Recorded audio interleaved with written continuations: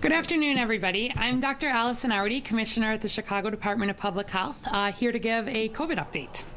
So first, we will start with the update to our travel advisory.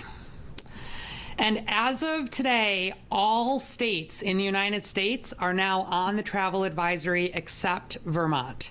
As a reminder, states go on to Chicago's travel advisory when they bypass more than 15 cases per 100,000 per day. That is also consistent with the CDC classification of being high risk for travel. So unfortunately, COVID is surging across the entire United States.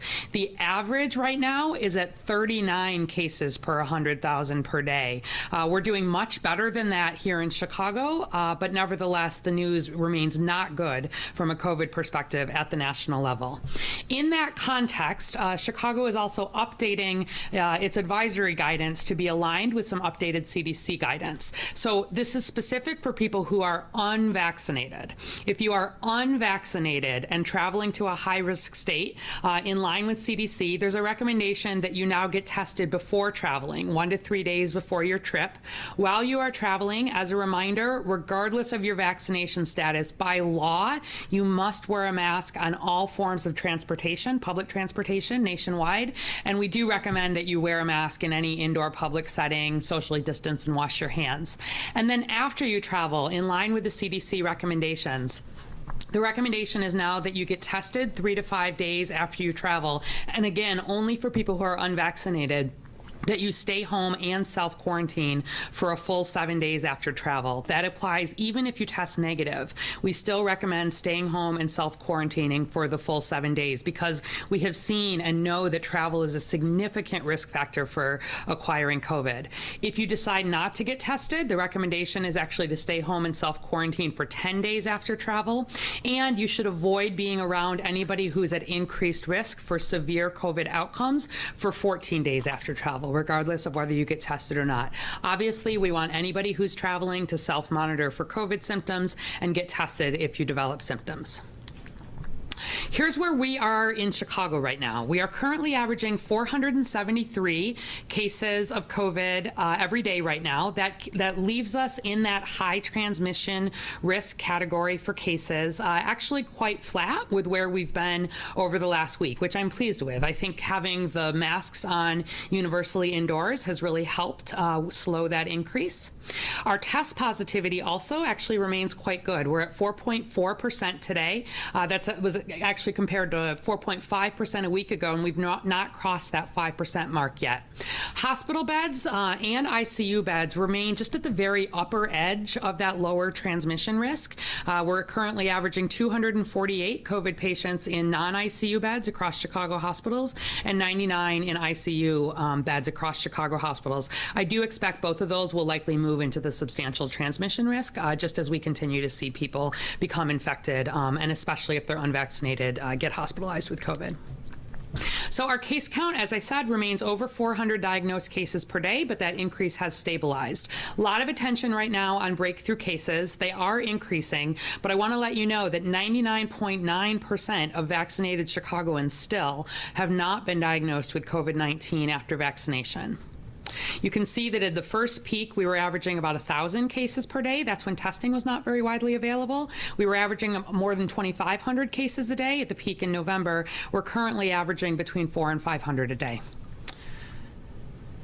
So if we do some comparison between what is happening for case rates among unvaccinated versus fully vaccinated Chicagoans, you see going back to early March, which was really the surge that we saw with Alpha and now the surge that we see with Delta, very heavily falling on those who are unvaccinated in red here versus fully vaccinated in blue. However, you see that even among those who are fully vaccinated, we are seeing some increase. And again, no vaccine is 100% protective. We are seeing some more of these breakthrough cases, and that's why the indoor mask mandate is in place. I do want to let you know that the highest COVID case rate is very much still among unvaccinated Chicagoans between 18 and 59. You can see on this chart here, these are unvaccinated Chicago residents. Our highest COVID case rate is in those between 30 and 59, followed by those 18 to 29. And then you can see quite a bit below that are our children and those over 60. We've been getting a lot of questions, obviously, as school is coming back into session. Chicago COVID cases do remain relatively low among 0 to 17-year-olds. It's that blue line on there. You can see really much lower than what we're seeing right now among people in their 20s, 30s, 40s, 50s. And we'll be watching this. We expect cases to likely increase in children, but broadly to mirror what we see at the community level. That's what we've seen previously. So if we turn from cases to hospitalizations, we're also doing reasonably well from a hospitalization standpoint here in Chicago. We're currently averaging 22 Chicago residents being hospitalized each day, compared to about 200 in the first peak and about 150 in the second peak. When we look at breakthrough infections, you heard me say 99.9% of vaccinated Chicagoans have not been diagnosed with COVID. Well, 99.99% of vaccinated Chicagoans have not been hospitalized with COVID-19 after vaccination. And if we look at, again, the breakdown between unvaccinated and fully vaccinated Chicagoans, in red again, this is the Alpha surge that we saw in March and April and the current Delta surge. Much higher rates among those who are unvaccinated. Right now in Chicago, about 5 times as likely to be hospitalized with COVID if you're unvaccinated versus fully vaccinated. And whereas the cases we're mostly seeing among unvaccinated people in the 18 to 59-year-old range, unfortunately, our highest COVID hospitalization rate is very much still among unvaccinated Chicagoans over 60. I can't say it enough. If you know someone who is over 60 and not yet vaccinated in Chicago, now is the time. On the left, you see here unvaccinated Chicago resident hospitalization rates by age. The gray represents people over 60 who are getting hospitalized. The green is people in that 30 to 59-year-old mark. And then on the right, the comparison is those who are fully vaccinated. So you can see in the breakthrough hospitalizations, more of those, again, are people in gray in their 60s, but the risk much, much higher among those who are unvaccinated. And then finally, deaths. We're currently averaging 2 to 3 COVID deaths per day here in Chicago, compared to about 50 COVID deaths per day at the first peak and about 30 per day at the second peak. So if 99.9% of Chicago residents have not been, who are vaccinated, have not been diagnosed with a breakthrough case, and 99.99% have not died, 99.999% of vaccinated Chicagoans have not died with COVID-19 after vaccination, remains remarkably protective against the hospitalization and death. And again, if we look at this comparison with the red showing rates among unvaccinated Chicago residents versus blue among fully vaccinated Chicago residents, at this time, it's about people who are unvaccinated are approximately 15 times more likely to die in Chicago than those who are fully vaccinated. And the highest COVID death rate, just like hospitalization, is among unvaccinated Chicagoans age 60 and over. On the left, you see what our death rates look like by age. So that's unvaccinated folks. The light gray, again, is those over 60. The green is those in the 30 to 59, and then the younger people are lower. And then on the right, the comparison of those who are fully vaccinated by age. Again, where we are seeing people broadly be hospitalized or die from COVID who are vaccinated, in those rare cases, it does tend to be people who are immunocompromised or over 60. But getting vaccinated is by far the most important thing. We are still working on reaching both younger and then older Chicagoans. More than 60% of Chicagoans in all age groups over age 18 have now gotten at least a first COVID vaccine dose, which we're pleased about. And adolescent vaccinations continue to grow the most quickly. We're at almost 59% of our 12 to 17-year-olds have now gotten at least a first dose, and making good progress there. We have seen an increase in daily vaccinations. We're up about 15% from the low in July. We were averaging under 3,800 vaccinations per day in Chicago in early July, and we're now averaging more than 4,500 vaccinations per day, which is good to see. I think really pleased to see people make that decision to get vaccinated now. I know there were people who were waiting for the full FDA approval, which is now in place. I know there were people who were waiting to have more than a year of follow-up for people who were in the trials. We now have that. I know there were people waiting until there were billions of folks around the world who have been vaccinated. We now have that.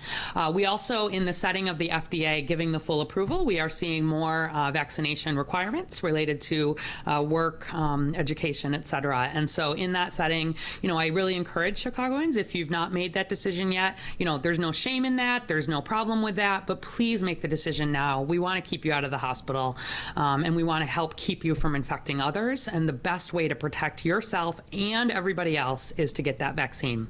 The majority of Chicago vaccinations, about 60% now, are happening in pharmacies. We're really pleased about that. There's a lot of capacity there, and especially as we look ahead to the potential of boosters, really having a strong pharmacy system in place is important. So I want to give a few congratulations to zip codes that have hit benchmarks.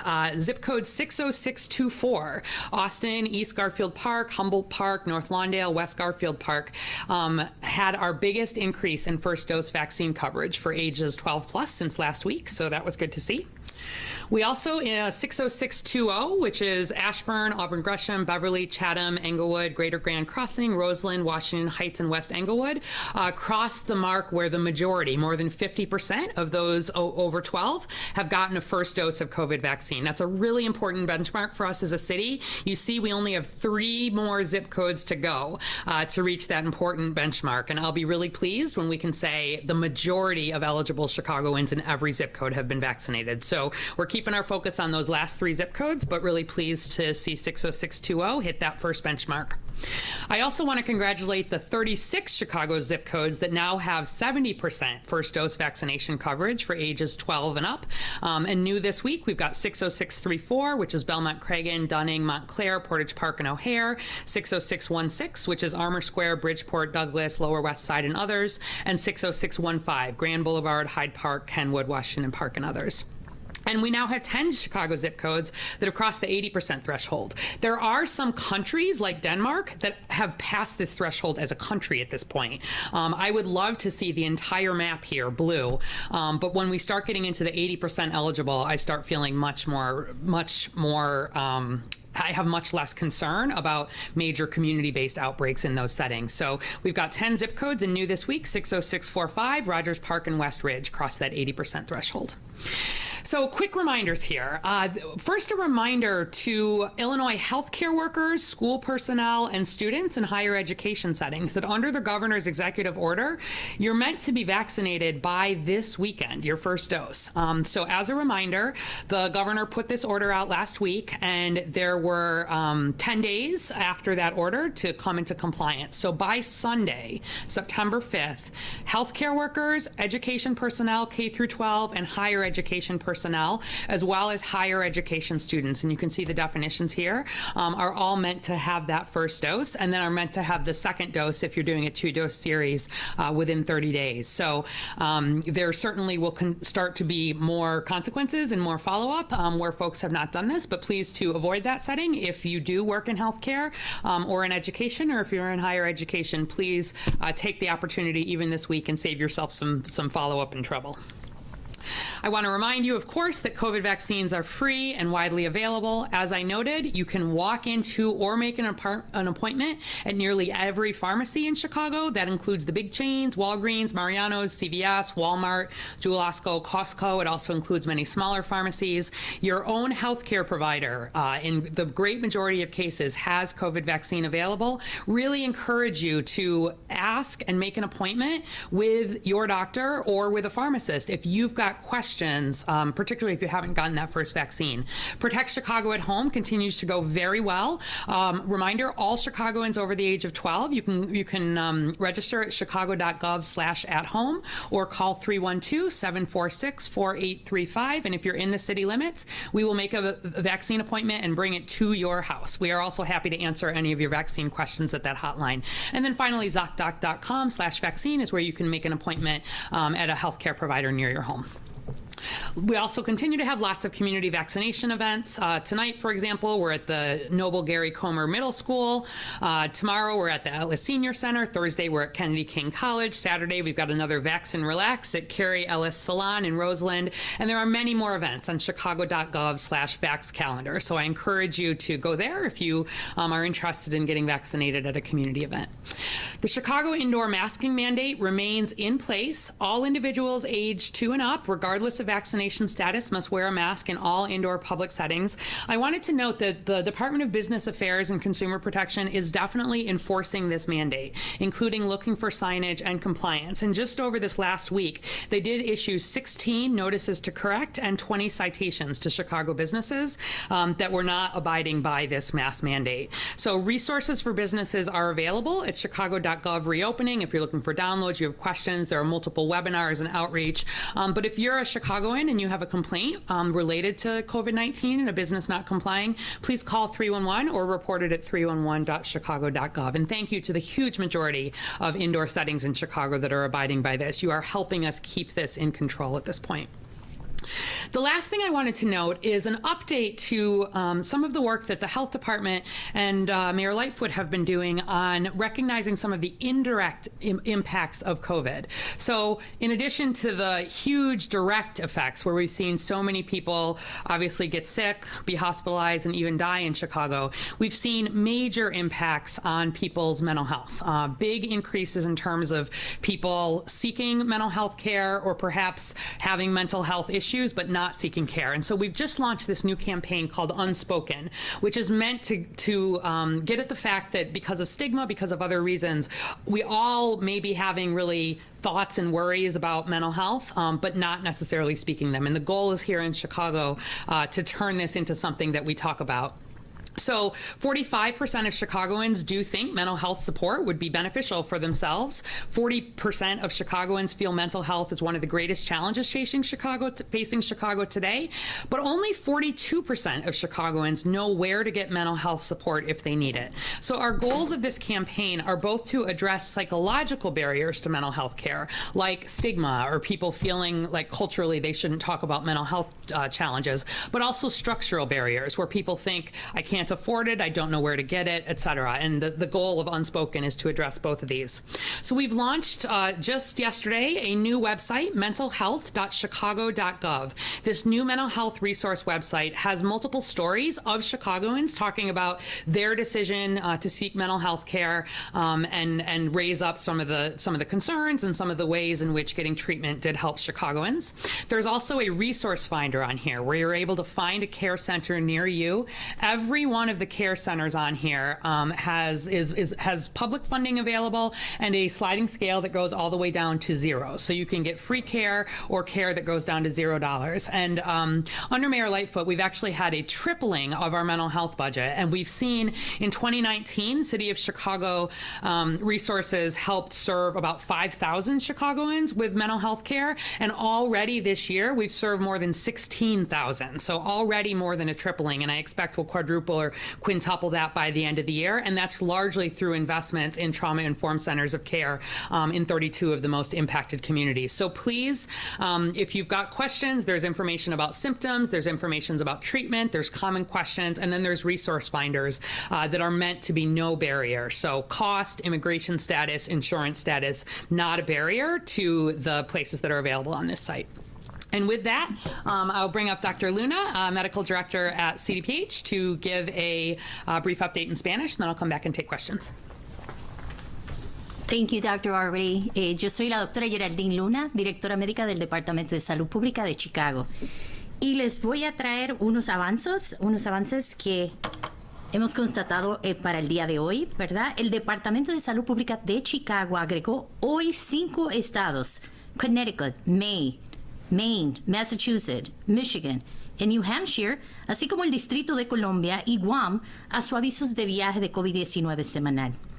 Vermont es el único estado que no figura en el aviso de viaje, ya que todos los demás han superado la marca de 15 casos nuevos de COVID-19 por día, por cada 100,000 residentes. Puerto Rico y las Islas Vírgenes también están en la lista. El Departamento de Salud ha actualizado su guía consultativa de viajes para alinearse con las recomendaciones actualizadas del CDC. Antes de viajar, las personas no vacunadas deben hacerse una prueba de 3 a 5 días antes de su salida para Chicago. Mientras esté de viaje, todas las personas, independientemente del estado de vacunación, deben usar una máscara en aviones, autobuses y trenes. en cualquier y otras formas de transporte público mientras estén en los interiores de los Estados Unidos. En Chicago, use una máscara en todo momento en los entornos públicos cerrados, independientemente del estado de vacunación. Después del viaje, las personas no vacunadas deben hacerse una prueba de COVID-19 y traerla negativa 3 a 5 días después de su viaje y quedarse en casa y ponerse en cuarentena durante 7 días completos. Incluso si la prueba es negativa, debe de quedarse en casa y ponerse en cuarentena durante los 7 días completos.